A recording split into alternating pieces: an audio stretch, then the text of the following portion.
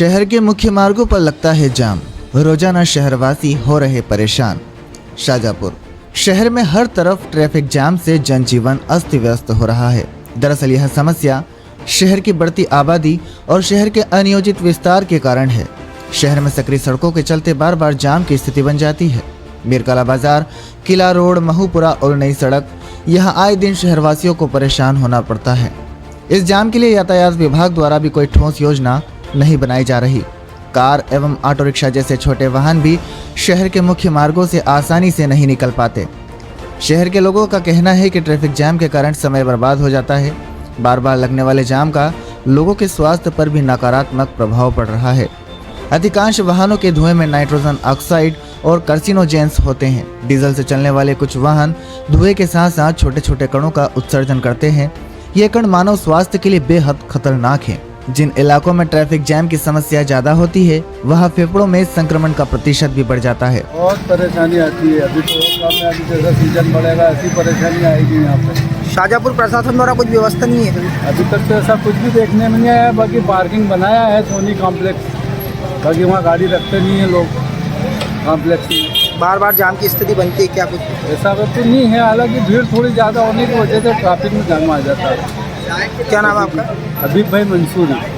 Auto वाले हैं, बहुत सारी ऑटो लगा रहे हैं और बहुत ट्रैफिक जाम करते हैं। समस्या आती है आपको? और मतलब साल हो गए। यातायात व्यवस्था सही नहीं है। क्या नाम है आपका?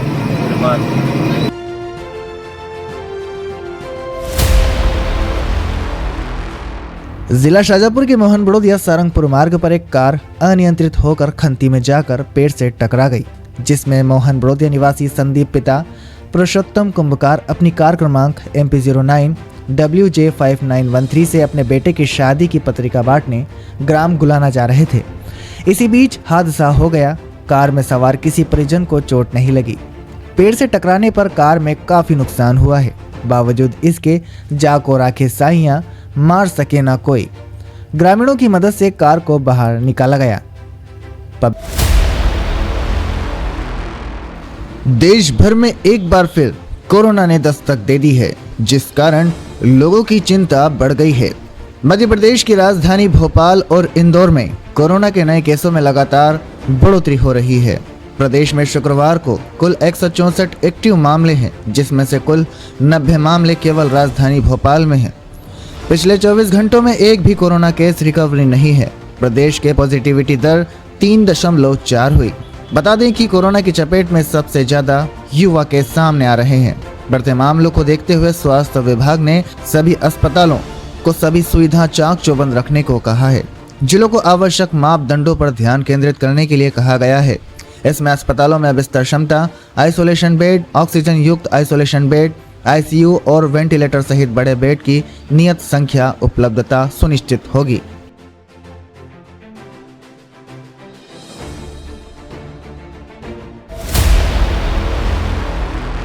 शाजापुर में स्व सहायता समूह की महिलाओं को गुजरात प्रशिक्षण के लिए रवाना किया गया। महिला वहां विभिन्न कामों का प्रशिक्षण लेंगी। जिला पंचायत CEO ने हरी झंडी दिखाकर बस को रवाना किया।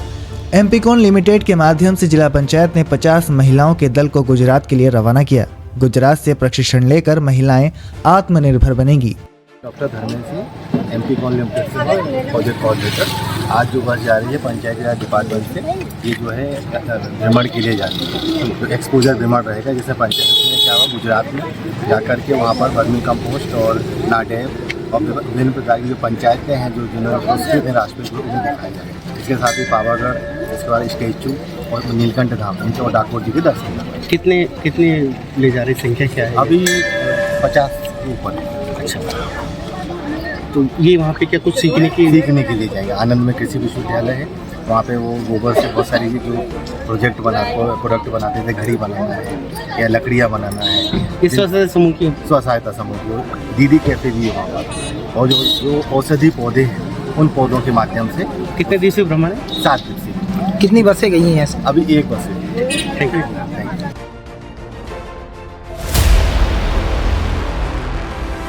मध्य प्रदेश के कई जिलों से आहति बंद का रियलिटी चेक। 6 दिन बाद भी शराब दुकानों के गेट पर छलक रहे जाम। जानिए जमीनी हकीकत।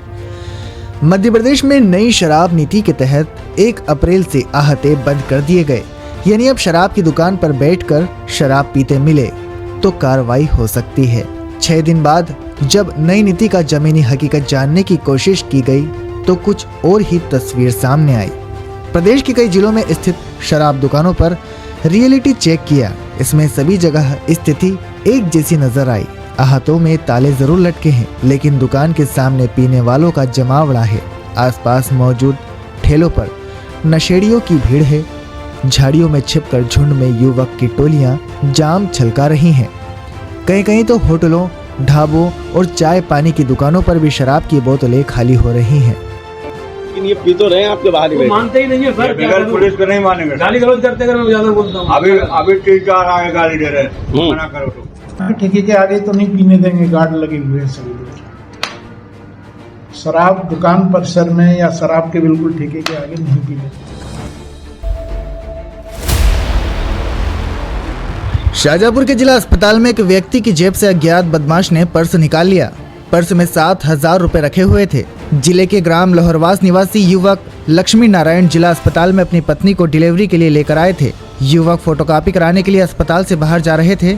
इसी बीच गार्ड ने अटेंडेंस पास मांगा और युवक पर्स निकालने गया तो जेब में पर्स नहीं था। अस्पताल के सीसीटीवी फुटेज भी चेक किए जा रहे हैं। हाँ, मैं यहाँ पे फोटोकॉपी करवाने के लिए गया था बाहर से फोटोकॉपी जब करवा के मेरा पैसे का पर्स मेरे पेंट के जेब पीछे के जेब में रख लिया और यहाँ से तब मैं बाहर अंदर गेट पे गया तब उन्होंने गार्ड ने ये मांगा मेरा पास।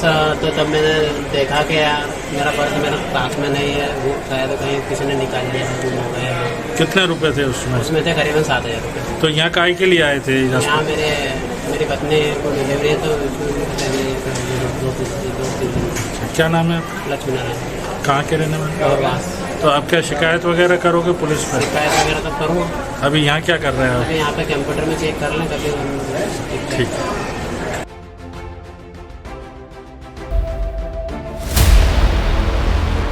शाहजहांपुर में धार्मिक स्थल पर बनी 3 प्राचीन बावड़ियां बन सकती हैं जानलेवा। इंदौर में रामनवमी पर स्नेहनगर में हुए मंदिर हादसे के बाद धार्मिक स्थल पर स्थित शाहजहांपुर शहर में 3 प्राचीन बावड़ियों की जीरो ग्राउंड पर हकीकत जानी। शहर के प्रसिद्ध राज राजेश्वरी माता मंदिर प्रांगण में 2 प्राचीन बावड़ियां बनी हैं और दोनों ही बावड़ियां आम लोगों के लिए खतरा बनी हुई हैं। इसके अलावा मुर्तजा अली बाबा की दरगाह पर स्थित एक बावड़ी भी सुरक्षा की दृष्टि से ठीक नहीं है। राज राजेश्वरी माता मंदिर से लगी हुई बावड़ी पर जाल बना हुआ है। इस जाल में बिना ताले का ढक्कन लगा रखा है जिसे कोई भी खोल सकता है। इस बावड़ी पर ओटला नुमा स्टेज बना दिया गया है। इस ओटले पर मंदिर के आने वाले श्रद्धालु बैठते हैं।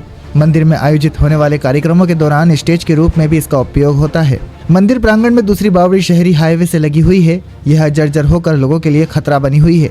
यह बावड़ी पूरी तरह खुली हुई है। नवरात्रि में लगने वाले मेले में बावड़ी के किनारे दुकानें लगाई जाती हैं। इस बावड़ी के किनारे अभी मेला चल रहा है और इसके आसपास दुकानें लगी हुई हैं। मुर्तजा अली बाबा की दरगाह पर स्थित बावड़ी के किनारे पर कमरानुमा निर्माण कार्य है। यह दरगाह पर आने वाले लोग इसमें आकर बावड़ी देखते हैं। इस बावड़ी में भी कभी भी हादसा हो सकता है। बीते दिनों इंदौर में एक बावड़ी के ऊपर लगी छत ढहने से कई जानें चली गई थी। शाहजहांपुर में भी ऐसी कई प्रकार की पुरानी बावड़ियां हैं जहां पर दुर्घटना का संदेह लगातार बना रहता है। जिला प्रशासन ने इंदौर स्थित की घटना से सचेत होकर त्वरित रूप से ऐसी बावड़ियों का निरीक्षण जरूर किया था और उन्हें सुरक्षित करने के उपाय भी दिए थे, लेकिन बावजूद इसके अभी तक उन बावड़ियों की सुरक्षा उपाय पर अमल नहीं किया गया है। ऐसा न हो कि आने वाले समय में भी शाहजहांपुर में भी इसी प्रकार की कोई अनहोनी देखने को मिले। इसलिए प्रशासन को चाहिए कि जिन बावड़ियों के खुले हुए रास्ते हैं या जो खुली पड़ी हुई हैं उनको पूरी तरह से सुरक्षित करवाएं। शहर में प्रशासन ने सर्वे किया था। तमाम कुएं बावड़ी जो खुले हैं उन्हें ढांकने का कार्य के संबंध में, मगर अभी तक जो भी कुएं बावड़ी खुले हैं उन्हें ढांका नहीं गया है, ना उनको पर किसी प्रकार की जाली लगाई गई है। कई मंदिर पे है, सार्वजनिक स्थल पे, कई सार्वजनिक स्थानों पे कुआं भी है मोहल्लों में। इसे यदि ढाक दे प्रशासन तो बहुत अच्छी बात है, क्योंकि कोई जनहानि होने से बच जाएगा। आपका नाम? मेरा नाम चेतन गौली। जो बावड़ी है यहीं पे ओटला बना हुआ है और स्टाफ बैठे हुए हैं, तो आपको कोई खतरा नहीं लग रहा? खतरा तो सारी ये क्या जाली भी खुली पड़ी है यहाँ पे। हाँ। हो सकता है हादसा हो न हो, हो भी सकता, कोई भरोसा नहीं। अभी इंदौर में हादसा हुआ है, इंदौर में इसी तरह का हादसा हादसा हुआ है, तो आप फिर भी जो आप खतरे पे बैठे कक्षा 5वीं और 8वीं की परीक्षा दे रहे स्टूडेंट्स के लिए अच्छी खबर है। चूंकि सालों बाद 5वीं और 8वीं की परीक्षा बोर्ड पैटर्न पर हो रही है, इस कारण उन्हें डर है कि कहीं फेल हो गए तो उन्हें उसी कक्षा में रहना होगा। लेकिन वे चिंता ना करें, कोशिश की जाएगी कि वे फेल होते भी हैं तो उन्हें अगली कक्षा में प्रवेश मिल सके। लेकिन उसके लिए उन्हें एक बार और परीक्षा देनी पड़ेगी। दरअसल सालों बाद कक्षा 5वीं और 8वीं की परीक्षा बोर्ड पैटर्न पर हो रही है। इस कारण बच्चों में डर है, क्योंकि अब तक कक्षा 8 तक के सभी बच्चों को फेल होने पर भी अगली कक्षा में प्रवेश दे दिया जाता था। इस कारण वे फेल हो भी जाते थे तो चिंता नहीं रहती थी। लेकिन इस बार अगर वे फेल हुए तो उन्हें अगली कक्षा में प्रवेश नहीं मिल सकेगा। ऐसे में बच्चों का एक साल खराब हो सकता है। इसलिए बच्चों का साल बचाने के लिए स्कूल शिक्षा विभाग द्वारा अच्छी पहल की गई है, जिसके तहत बच्चों को परीक्षा देने का एक और मौका दिया जाएगा। लेकिन वे फिर भी पास नहीं हुए तो उन्हें अगली कक्षा में प्रवेश नहीं मिल सकेगा। अभी तक कक्षा 8 तक के बच्चों को अगली कक्षा में प्रवेश दे दिया जाता था। इस कारण बच्चे कक्षा 1 से लेकर 8 तक कहीं नहीं रुकते थे। लेकिन वे जैसे ही कक्षा 9 में जाते थे तो उन्हें कक्षा 9वीं पास करना किसी चुनौती से कम नहीं होता था। ऐसे में कई बच्चे कक्षा 9वीं से आगे की पढ़ाई नहीं कर पाते थे। इसलिए सरकार ने इस बार कक्षा 5वीं और 8वीं फिर से बोर्ड कर दी, ताकि पहले बच्चा 5वीं में परिपक्व हो जाए, इसके बाद 8वीं में फिर से उसकी शैक्षणिक गुणवत्ता की अच्छे से जांच हो जाए, ताकि आगे की कक्षाओं में उसे किसी प्रकार की परेशानी का सामना न करना पड़े। 5वीं और 8वीं में डिस्टेंस पॉलिसी 33% अंक लाना किया अनिवार्य। प्रदेश में 5वीं और 8वीं की कक्षाएं चल रही हैं। पहली बार बोर्ड दे रहे बच्चे डर भी रहे हैं। हालांकि अब उन्हें डरने की जरूरत नहीं है।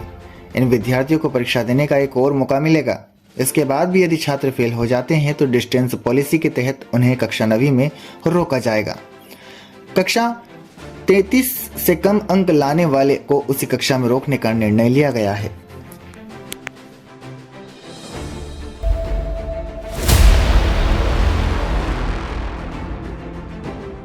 नया शैक्षणिक सत्र शुरू होते ही अभिभावकों की हालत पतली होने लगी है।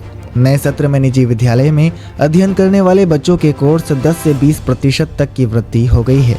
ऐसे में अभिभावकों पर आर्थिक बोझ पड़ रहा है। वर्तमान में बड़ी संख्या में अभिभावक दुकानों पर पहुंचकर शैक्षणिक सामग्री खरीद रहे हैं। बता दें कि सरकारी स्कूल जिनमें एमपी बोर्ड और एनसीईआरटी में कोर्स में बदलाव नहीं हुआ और इनके कोर्स के मूल्य में मामूली बढ़ोतरी हुई है, लेकिन निजी स्कूल के कोर्स में 10 से 20% तक की बढ़ोतरी हो गई है। उदाहरण के तौर पर गत वर्ष यदि एक किताब 300 रुपये की मिल रही थी तो वह इस वर्ष 335 या 370 रुपये तक मिल रही है। कुछ यही हाल कॉपियों के भी हैं। 30 रुपये में मिलने वाली कॉपी 35 रुपये में मिल रही है। नगर में संचालित अधिकांश निजी स्कूलों में किताबें अलग रहती हैं। इसका मूल्य शासकीय विद्यालय की किताबों के मुकाबले 10 गुना तक ज्यादा होता है। शासकीय विद्यालयों में जिस कक्षा का कोर्स 400 रुपये तक मिल जाता है तो निजी स्कूल का 3000 रुपये तक मिल रहा है। केवल कोर्स की कॉपी और किताबें ही नहीं बल्कि अन्य शैक्षणिक सामग्री के दाम भी बढ़ चुके हैं।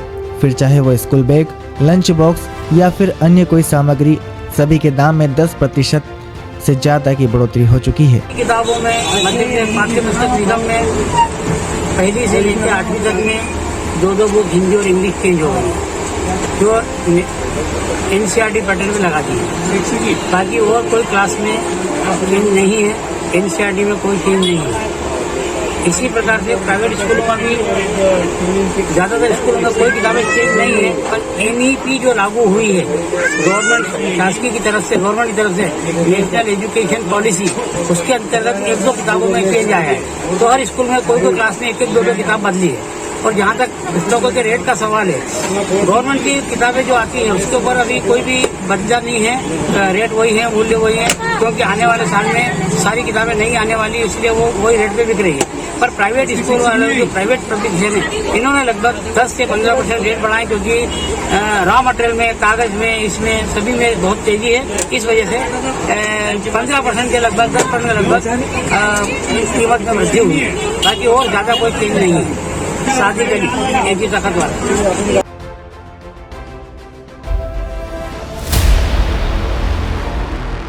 शाजापुर जिले के अवंतीपुर बड़ौदिया तहसील के पगरावत ग्राम में समर्थन मूल्य पर गेहूं खरीदी का एक ऐसा केंद्र बनाया गया जहां वेयर हाउस पर छत ही नहीं है।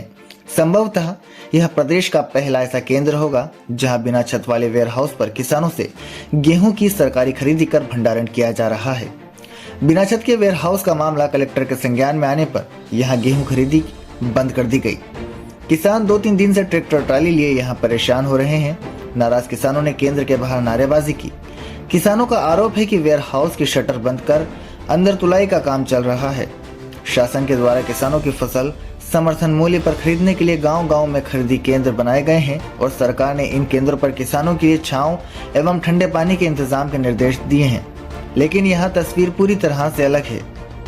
Sitaram warehouse and logistic में अधूरा निर्माण होते हुए बिना छत के समर्थन मूल्य पर गेहूं की खरीदी करने वाली संस्था को नोटिस देने के निर्देश कलेक्टर किशोर कुमार कन्याल ने दिए हैं। इस मामले में सहायक जिला आपूर्ति अधिकारी देवेंद्र शर्मा वेयर हाउस की जिम्मेदारी बता रहे हैं।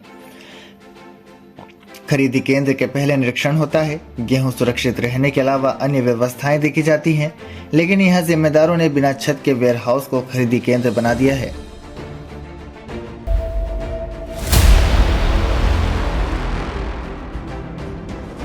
मध्य प्रदेश के मौसम में एक बार फिर बदलाव देखने को मिल रहा है। अब तक जहां गर्म हवाओं के दौर के साथ ही रात में गर्मी का एहसास होना शुरू हो गया था, वहीं अब एक बार फिर प्रदेश के आसमान पर बादलों ने डेरा डालना शुरू कर दिया है। वर्तमान में बदलते सिस्टम के कारण जहां एक और कभी कभी तेज धूप देखने को मिल रही है, तो वहीं कभी कभी कहीं कहीं हो रही बूंदाबांदी ने ठंडक में इजाफा कर दिया है। मौसम विभाग के अनुसार अभी 4 वेदर सिस्टम एक्टिव होने के साथ ही 8 अप्रैल से एक नया पश्चिमी विक्षोभ सक्रिय होने वाला है। ऐसे में मौसम की गतिविधियों में बदलाव देखने को मिलेगा। ऐसे में एक बार फिर बारिश का दौर देखने को मिल सकता है। इसी के साथ ही कई जिलों में बादल छाने के साथ ही तेज हवाएं भी चलने की संभावना है। वहीं शनिवार यानी 8 अप्रैल तक भोपाल, नर्मदापुरम, बैतूल, बुरहानपुर, खंडवा, छिंदवाड़ा व बालाघाट जिलों में मौसम विभाग की ओर से येलो अलर्ट जारी किया गया है। इसके अनुसार इन क्षेत्रों में इस दौरान गरज चमक के साथ बिजली चमकने या गिरने के अलावा थोड़े समय के लिए तेज हवा चलने की संभावना है। वहीं इन क्षेत्रों में कहीं कहीं हल्की या गरज चमक के साथ बौछारें भी पड़ सकती हैं। वहीं नर्मदापुरम, बैतूल, बुरहानपुर व खंडवा में स्थिति 9 अप्रैल तक रहने की संभावना है। वहीं कुछ हद तक ये स्थिति उज्जैन, शाजापुर, अनूपपुर, शहडोल, उमरिया, डिंडोरी, कटनी, जबलपुर, नरसिंहपुर, सिवनी, मंडला, छिंदवाड़ा में कहीं 8 अप्रैल व 9 अप्रैल को बन सकती है, जबकि 9 अप्रैल को ही यह स्थिति हरदा में देखने को मिल सकती है। इसके अलावा 8 अप्रैल को पन्ना, दमोह, सागर, छतरपुर, टीकमगढ़, निवाड़ी में यह स्थिति बनने की संभावना है। वहीं इसके अलावा मौसम के जानकारों की माने तो अगले 3 दिनों तक छिंदवाड़ा में बादलों की आवाजाही तेज रहेगी। ऐसे में यहाँ कहीं कहीं हल्की बारिश भी दर्ज की जा सकती है। वहीं प्रदेश के मध्य में अभी चक्रवाती हवाओं का घेरा सक्रिय बना हुआ है। इसके कारण मंदसौर में बादल और कहीं कहीं बूंदाबांदी होने की संभावना है। ऐसे में यहाँ भी संभावना है कि बादलों का यह दौर 1 सप्ताह तक बना रह सकता है।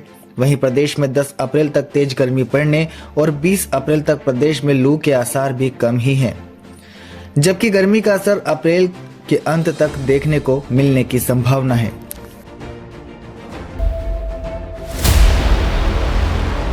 स्थायी वारंटी गिरफ्तार। बेरछा पुलिस ने वारंटी से 14 किलो 500 ग्राम गांजा बरामद किया। शाजापुर जिले के बेरछा में पुलिस ने एक स्थायी वारंटी को गिरफ्तार कर उसके पास से 2 बैग में रखा 14 किलो 500 ग्राम गांजा बरामद किया। इसकी कीमत 1,50,000 रुपए है। एसडीओपी बेरछा भविष्य भास्कर ने बताया कि लंबे समय से स्थायी वारंटी उमेश पिता अन्नूलाल उपाध्याय निवासी मोहन बड़ौदिया पहले ही नशे के कारोबार से जुड़ा हुआ है और इसके खिलाफ बेरछा थाने में ही मामला दर्ज था। आरोपी लंबे समय से फरार चल रहा था।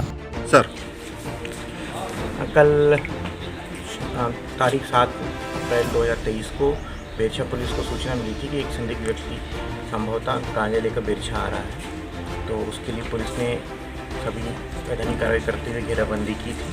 उसको घेराबंदी करके जब पकड़ा गया तो उसके पास से 14 किलो 500 ग्राम गांजा पकड़ा गया, जिसकी कीमत 1,50,000 है, जिस पर से उसके ऊपर NDPS एक्ट 8/20 धारा के अंतर्गत अपराध पंजीबद्ध किया गया है।